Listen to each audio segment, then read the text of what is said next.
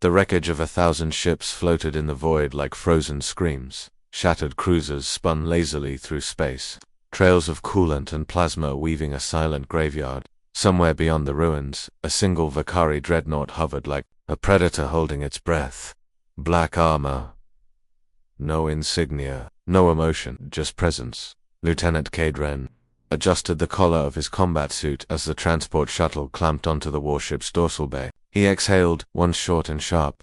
His assignment was clear: infiltrations expert, attached to the Eclipse-class command of Commander Startedhfy Zurich. The name meant something. In every battle report, her presence turned slaughter into strategy. No emotion, no casualties, at least not on their side. Vakari crews called her the Ice Commander.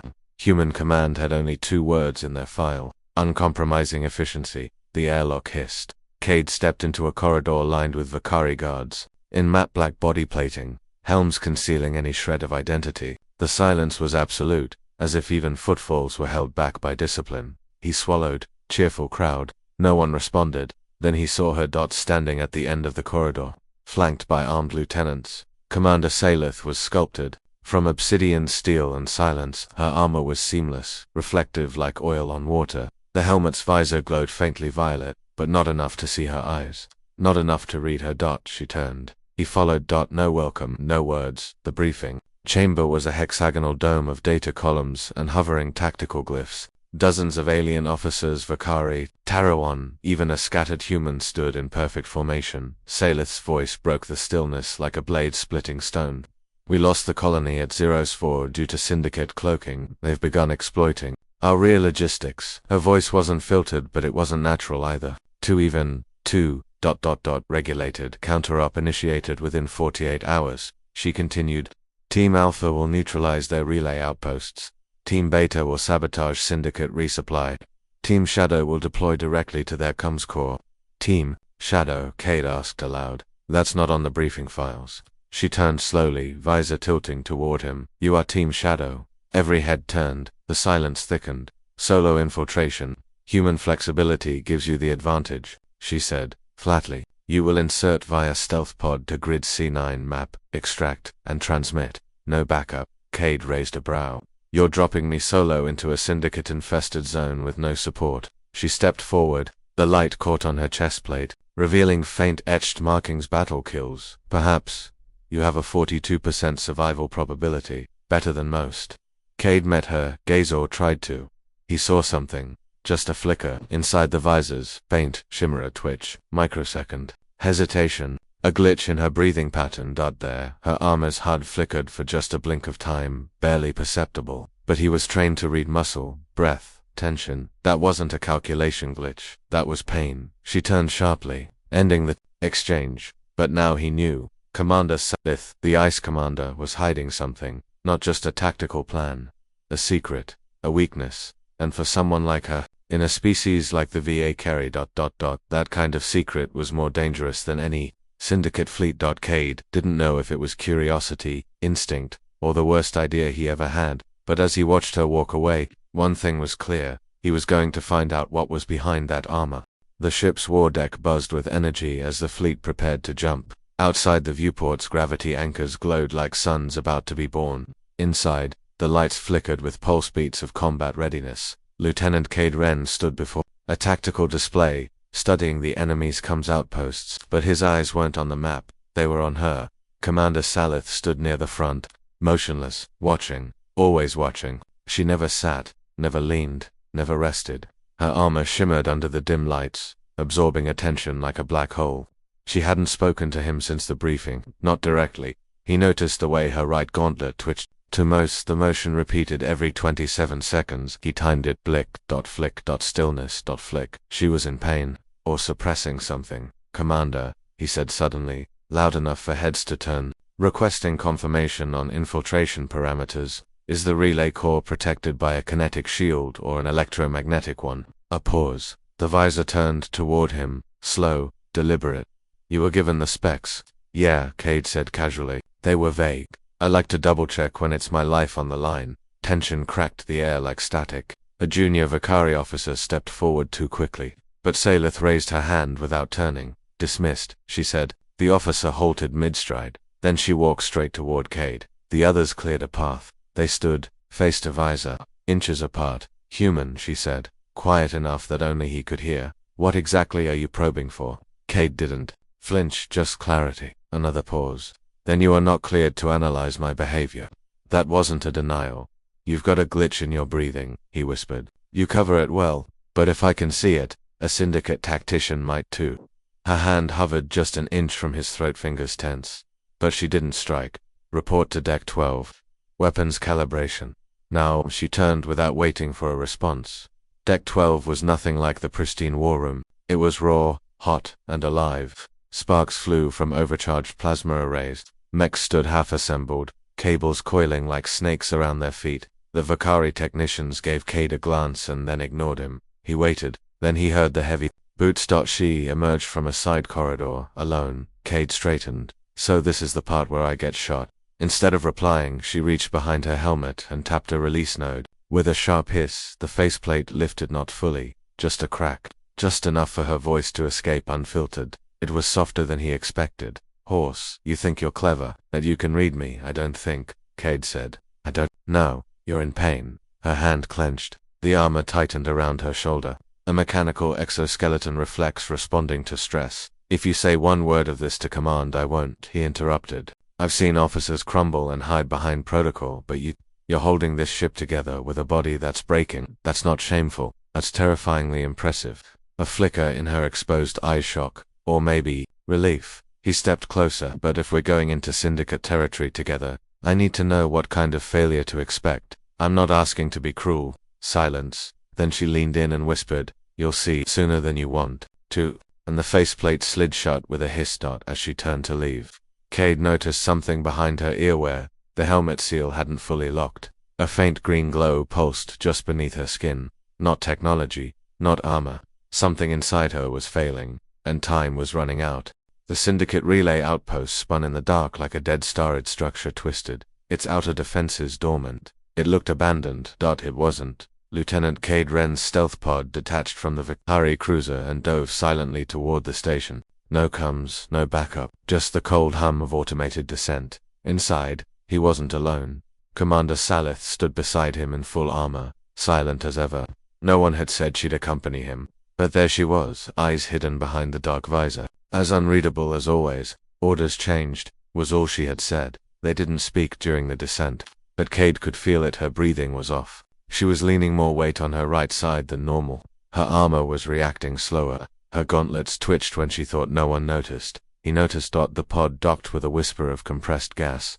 The airlock slid open to reveal a narrow corridor filled with flickering lights, heat distortion, and the echo of distant machinery like breathing in a corpse. They moved silently, weapons raised, helmets syncing atmospheric data. The path ahead split in 3 directions, axed marked in a language only the syndicate used. Fractured mathematics and predator signals. Cade took point. Motion sensors ahead, 6 triggers staggered. Salith didn't respond, but he heard the faintest hesitation in her steps behind him, then her voice low, crackling over the private link. Radiation's rising. Yeah, you okay? A pause. Then, the suit's compensating. Lie. He didn't argue, not yet. They reached the comms core. A towering spire of violet crystal pulsed in the center of the room, surrounded by vertical slabs of data racks and tangled black wiring like nervous system tendrils. The floor vibrated with energy. But as Cade approached the interface, a sudden surge struck the deck. A radiation flare from the core spike.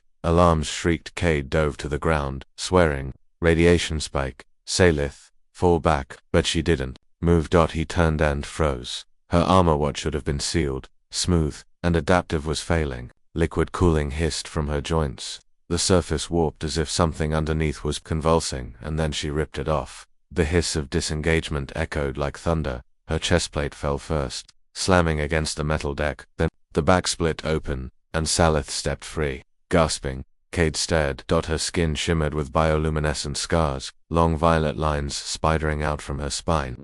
Her muscles twitched involuntarily. Cybernetic threads ran along her ribs. Her breathing was labored. She looked half dead, and yet she stood. This station's shielding too strong for the suit to regulate, she said, voice raw. Cade stepped forward. You Salith, I know what you see. Get the data. Her hand trembled as she lifted her weapon, eyes locking on a corridor behind them. They're coming. Cade looked at her, truly looked. The legendary Vakari commander wasn't made of steel. She wasn't invincible. She was in agony, and she was still fighting. Cade turned to the console and began the data extraction, but in the back of his mind, one thought pulsed louder than the alarms. If she's hiding this from her own fleet, how many others would kill to silence her? And worse, how long could she survive like this? The lights in the Syndicate station dimmed, and then died. Cade's extraction bar hovered at 92%. The sound of skittering metal echoed through the ventilation shafts. Approaching from every direction, they've activated internal drones, Saleth said, her voice trembling slightly. She leaned against the wall, her armor abandoned, her skin shimmering with unstable bioluminescence. We have maybe 60 seconds. Cade didn't look back. His fingers danced over the alien interface, rewriting the encryption in real time. By me 61. She lifted her weapon, every motion shaky. Her legs were starting to give, and she still stood guard. Then an inhuman shriek tore down the hallway, followed by the fast, scraping hiss of alloy claws on metal. Syndicate drones, not infantry hunters. Saleth didn't wait. She stepped forward, dragging herself upright, planting her bare foot onto the scorched floor as if it were sacred ground. The first drone lunged into the chamber, metal limbs like sickles and a gaping, multi-jawed mouth. It screamed at her, and she charged. She didn't need armor. Her body moved like liquid violence, sweeping the drone's legs with a low kick and firing straight into its open jaw. Sparks erupted. It collapsed, but her hands shook worse now. Her breath rasped. Her glowing veins throbbed like overcharged circuits. Cade turned just in time to see her drop to one knee. I said finish the data, she growled. You're burning yourself alive. Then burn with me. Her voice was desperation wrapped in command, half threat, half plea. Cade looked down at the screen. 99%. Behind her, more drones screamed. He drew his own pistol and turned back to back with her. I'm not letting you die like this, he muttered. Then you're a fool. Yeah. But I'm the fool with the last plasma charge.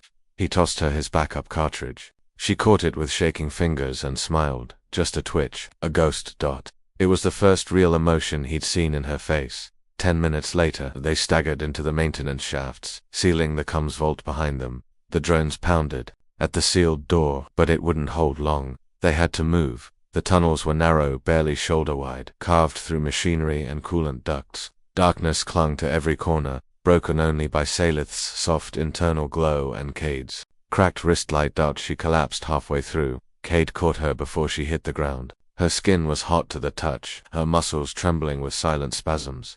He pulled her into a hidden junction bay, half carved into the wall, and let her rest. Then he saw it, her back, the implants. They weren't standard augmentation, they weren't. Failing dot burning from within. What did they do to you? He whispered. She didn't open her eyes, but she answered, they tried to perfect me. Vakari doctrine, biological excellence. I wasn't perfect, so they fused me with tech, said it would correct me. It's killing you. Yes, but the armor hides it, so they pretend it isn't. She opened her eyes, and now you know. He met her gaze, jaw clenched. You think I'm going to walk away now? I think you'll report it. Cade leaned in closer, the hum of the dying station all around them. Not a chance. She stared at him, not the way a commander stares at a soldier, but the way someone stares at a person who could ruin them, or save them. And slowly, barely above a whisper, she said, then you're part of this now, and they'll come for you too. The Syndicate station burned behind them, venting fire and debris into space like a dying god. Cade and Saleth drifted silently in an evac pod damaged off course and losing oxygen. Inside, silence. Outside, cold stars and distant war. Cade glanced at Saleth, bare-shouldered, eyes dim with exhaustion, arms wrapped tight across her chest as if holding herself together. The glow beneath her skin had faded to a dull, pulsing flicker. Her breathing was shallow. You need a medbay, he said. She didn't answer. The truth was clear. Without intervention, she wouldn't last the cycle. The implants were melting from within, and the strain of going without her armor had accelerated it. He activated a distress beacon but didn't route it through Vakari command. He wasn't stupid. Command'll have our skins if they find out, he muttered. They'll have mine, Saleth corrected. They'll just wipe your record and reassign you. Cade turned, locking eyes with her. That's not happening. You're not dying for their damn doctrine. A long silence stretched between them. Then her voice, soft and quiet, almost human. Do you know why I never removed my armor before? Cade looked at her scars, the flickering circuits, the raw skin fused with tech. To hide this nut, she said. Because if I let someone see me, and they flinched, I wouldn't survive it. Her voice trembled just once. Cade moved closer, crouched in front of her. I didn't flinch. You didn't. A long beat passed. She reached up, trembling, and pressed her fingers to his jaw. You saw me, and you didn't run. I'm still here. 10 hours later, a Vakari rescue craft intercepted the pod. 2 medics rushed in with scanners.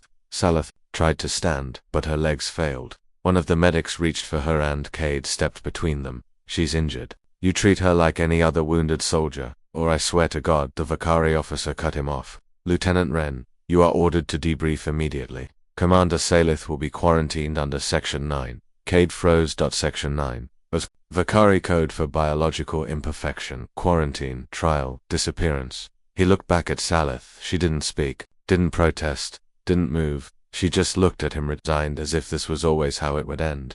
The medics moved forward. Cade hesitated, then drew his sidearm. He pointed it straight at the Vakari officer's face. Stand down. The officer barked. You're threatening a superior officer. No, Cade said quietly. I'm protecting the only person on this damn ship who still has a soul. Everyone froze, even Saelith. For 1 perfect second, no one breathed. Then he lowered the gun, slowly, and stepped aside. I'm going with her, he said, or you'll need 2 coffins. The Vakari stared at him. Then, after a long pause, nodded once. Later, in the medbay, Saleth lay hooked to stabilizers. Her breathing was steady but faint. Cade sat beside her, blood still dried on his collar. She opened her eyes. You drew on a fleet officer. Yeah, he said. I'm not great at first impressions. Silence. Then she reached for his hand. You're not afraid of what I am? He squeezed gently. No, but they should be. A message pinged on Cade's private channel, classified Vakari encryption, unauthorized intercept. He read it once, then again. Wren has seen too much. Terminate quietly, before she tells him everything. He looked at Saleth. She was still asleep, but her hand hadn't let go. The Vakari fleet drifted above the storm-torn world of Tarsi's Prime like silent judges, cruisers, and carriers in geometric formation, black against a thunderlit sky. Inside the central dreadnought, Commander Saleth lay in recovery, her body wrapped in neurostabilizers and sterile cooling bands. Beside her, Cade stared at the encrypted message again. Wren has seen too much. Terminate quietly, before she tells him everything. Not a recommendation, a command. The Vakari High Council was moving fast. He wasn't even supposed to have access to this encryption string, but someone had leaked it to him. Someone on her side, if she had any left. Cade stepped out of the medbay and walked straight into the secured war room. 2 guards blocked the door. He didn't stop. Lieutenant Wren, the officer on duty, barked. This area is restricted. Cade held up a microchip. Encrypted proof of internal assassination orders targeting a fleet commander. Want to explain that, or should I take it to Earth Command? The room fell silent. One of the younger Vakari officers, barely more than a kid, stunned. You're bluffing, am I? Cade threw the chip across the table. Pull it up. I dare you. They didn't. 30 minutes later, alarms blared across the command deck. Cade stood beside Saleth's recovery chamber as Vakari guards flooded the base. Some loyal, others unsure, all ready for blood. Weapons locked, orders shouted, no one sure who to follow. Then the doors opened and she walked out, unarmored, unashamed, unstoppable, still weak, still breathing hard, but standing tall. Cade stepped beside her. She looked across the room and spoke. No filter, no modulation, no helmet. My name is Saleth Velzarak, she said, her voice echoing. My body is not perfect. My blood is flawed. My enhancements are unstable. Gasps. But I have fought for this fleet longer than any of you, and I have won, every time. She turned to the Admiral. You hide behind armor. I show you the cost of it. The Admiral's jaw clenched. You admit to biological corruption. I admit to existing, she snapped, and I've had enough of pretending I don't. Cade uploaded everything, every scan, every med file, every truth. The Vakari elite doctrine.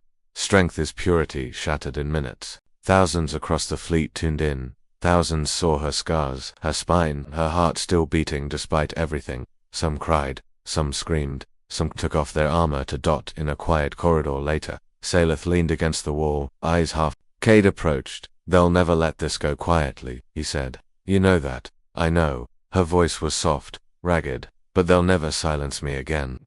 She looked at him, expression unreadable.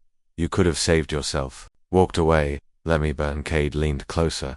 You let me see who you were, so I finished what I started. Back in the shadows of the command deck, a cloaked figure Vakari High Inquisitor Luran watched the feed.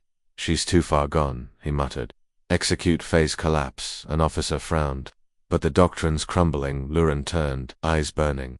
Then we bury it with her.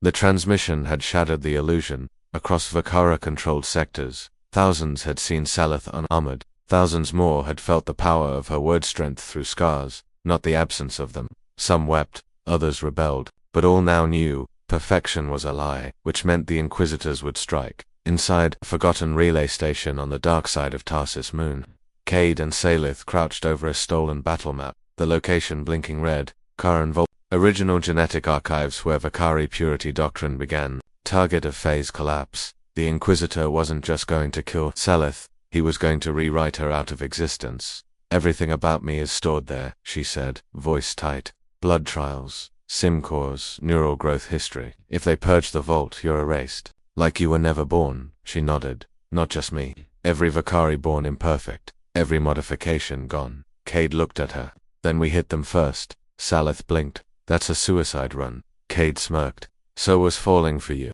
Hours later, they emerged from subspace riding a stealth-skinned dropship through the ghost field surrounding Corin Vault. No shields, no comms to speed and silence. Cade gripped the controls. Salith stood behind him, armored this time but not sealed. Her helmet rested beside her. She'd never wear it again. You sure about this? He asked. I'd rather die as myself, she said, than live in someone else's lie. Inside the vault, resistance was immediate. Phase troopers, half-machine zealots, with silver armor and neural killing soap and fire. Salith charged forward, blades flaring from her wrists. Cade flanked left, ducking between thermal arcs, covering her blind side. One trooper aimed at her back. Cade shot him in the throat. Another lunged with a plasma pike. Salith drove her fist through his helmet. They moved like one organism, broken pieces made whole. At the heart of the vault, the mainframe pulsed. A towering pillar of light coded in ancestral DNA. Salith approached, but Inquisitor Luron stepped from the shadows, cloak shedding. He wasn't armored. He didn't need it. Your disease spreads fast, he said coldly, but I am the cure. He raised his hand. A shockwave slammed into them. Cade, thrown across the floor. Salith dropped to her knees, bleeding from her ears. The air distorted. Luron's voice echoed with command code, backdoor alpha, purge designation, Velzerak. Her implants lit red, flashing error. Her limbs seized. She screamed. Cade crawled forward, coughing blood. No, Luron turned to him. You chose filth over order. Cade aimed his pistol with shaking hands. You built order on genocide. He fired. Luron caught the bullet with his mind. The Inquisitor advanced. Salith writhed in agony. Her systems collapsing. Her memories disintegrating. Code flooding red. Then her eyes opened, pure white fire. She stood, unstable, glowing, dying but alive. You want to erase me, she growled. Then remember this. She grabbed Luron and activated the core. A blinding flash. Silence. Cade awoke to rubble and burning lights. Systems crashed. The vault was gone, its servers fried. Salith lay beside him, barely breathing. Her skin flickered between blue and pale. She'd overridden the kill code. She'd rewritten it with herself. Cade, she whispered, I'm here. He choked. You did it. They can't erase you now. I didn't do it for me, she said. I did it, so no one else hides again. Above the crater, distant ships approached. Earth insignia, human relief squads, and behind them Vakari warships, both coming for her. The crater at Corin Vault still smoked, its glowing remnants crackling with fried data cores and molten alloy.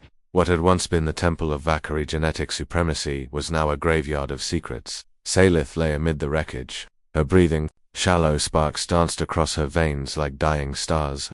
Her system, her entire neural frame was at the edge of collapse, and beside her, Cade Wren refused to let go. Come on, he whispered, voice hoarse. You burned their whole doctrine. Down, you don't get to quit now. She smiled faintly. I was never meant to last. Then they never deserved you. Above them, the sky split. One half Earth command carriers, their lights sharp and blue, descending with medical shuttles and armed escorts. The other half, Vakari dreadnoughts, weapons charged, flying in funeral formation. Everyone was coming. For her, Earth Command was first to land. Cade stood in front of Salith, weapon drawn, not against them, but just in case they treated her like a threat. He didn't speak. He didn't blink. To his surprise, the lead human officer saluted. Lieutenant Wren, she said, we received the full data drop. You did the impossible. No, she did. Medics rushed to Saleth. Her vitals were fading, core temp dropping. The override she triggered had fused part of her neural cortex. She had hours, maybe minutes, but then came the Vakari, black ships, bladed hulls, not cloaked, not hidden. Marching openly. At their head Admiral Tyrax Velaran, flanked by phased troopers with visors down. You will surrender the defector, he announced, voice sharp. Commander Velzarak is to be taken into isolation. The purity mandate remains in effect. Cade stepped forward. That mandate is dead. She proved it. Tyrex's eyes narrowed. You speak for the corrupted. I speak for truth, Cade said. And so does everyone who saw the transmission. Then a miracle. Vakari soldiers behind the Admiral removed their helmets, quietly, slowly, one by one, males, females, young, scarred, modified, flaws exposed, faces human-like in their pain. They didn't speak. They didn't need to. Tyrex stared, in disbelief. Traitors, you've already lost. Saleth rasped, struggling to rise, not because I was weak, but because I was finally strong enough to be seen. The Admiral raised his sidearm, then die seen. He fired. A plasma bolt raced toward her. Cade threw himself in front of it. The impact seared through his chest, white heat tearing muscle and bone. He fell to the ground. UNMOVING. Screamed, and then she stood. Not with power, not with armor, just herself. You think I came this far, she whispered, to let you decide how it ends. She raised her hand, burned, trembling. Behind her thousands of coms crackled to life, from orbit, from ground posts, from rebel Vakari ships. They were broadcasting, live. To everyone. Tyrex froze, watched his own reflection in her eyes, watched the world watching him. And lowered his weapon. Weeks passed. Cade survived. Barely. He opened his eyes in a clean white medbay aboard a human flagship. Machines hummed. A heartbeat monitor clicked in rhythm, and then he felt her hand, sat beside him, bandaged, weak, scarred, but alive. You look like hell, he said with a rasp. So do you. They smiled. Around them, the Vakari Civil Accord was forming. The purity mandate dissolved. New alliances drafted. Because one woman chose truth, and one man didn't look away.